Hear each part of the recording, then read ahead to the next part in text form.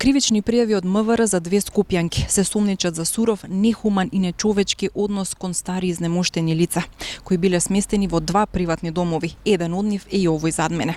Вонредната инспекција покажа грозоморни сознанија за тоа како се постапувало со старите лица. Станува збор за приватните установи Актив во Капиштец и Арија во Бутел, во собственост на 47-годишната Н.Ј., додека второосомничената 58-годишна Т.И. била раководител на домот Актив. Тие се сумничат дека на згрижените лица им давале храна со изминат рок, ги терале да спијат по двајца во единечен кревет, а ова се само дел од наодите по вонредниот инспекцијски надзор кој бил спроведен во овие установи. Спротивно на сите правила, во собите сместувале женски и машки лица, заедно. Немале обезбедено кревети за сите корисници, па дел од корисниците спиеле на троседи во дневна соба или по 2 лица спиеле на ист единечен кревет. На сите корисници во двете установи им биле служени оброци со производи со изминат рок. Дел од корисниците биле постојано заклучувани во посебни простории, а на еден дел им била давана терапија со лекови кои не биле препишани од лекар. Се наведува во соопштението на МВР. Поред досегашната истрага, првоосомничената во домот во Бутел, кој има капацитет за 21 лице, сместила 27, а заедно со второосомничената во овој дом зад мене, кој има капацитет за 17 лица, сместиле 33. Двете осомничени месечно од двата дома имале заработка од над 37.000 евра. Посочуваат од ОЈО Скопје.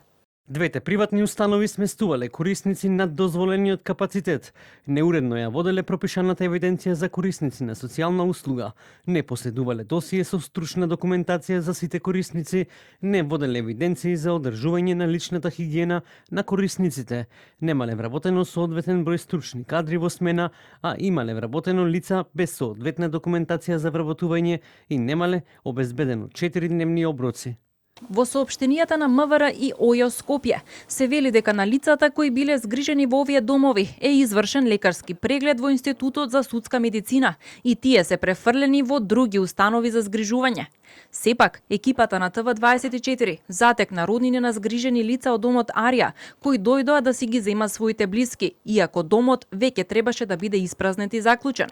Зад камерата, тие тврдат дека за нивните роднини ниту е обезбедено друго сместување, ниту пак им е извршен лекарски преглед.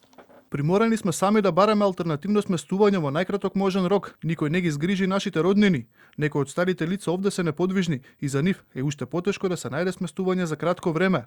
Исто така, не им беше понуден лекарски преглед, иако слушнавме дека кажуваатот таков се извршил во Институтот за судска медицина. За двете осомничени е одредена мерка притвор. Во случај со малтретирање во вршење на службата, кривичниот законник предвидува затворска казна од 1 до 5 години, а злоупотреба на службата се казнува со затвор од 6 месеци до 3 години.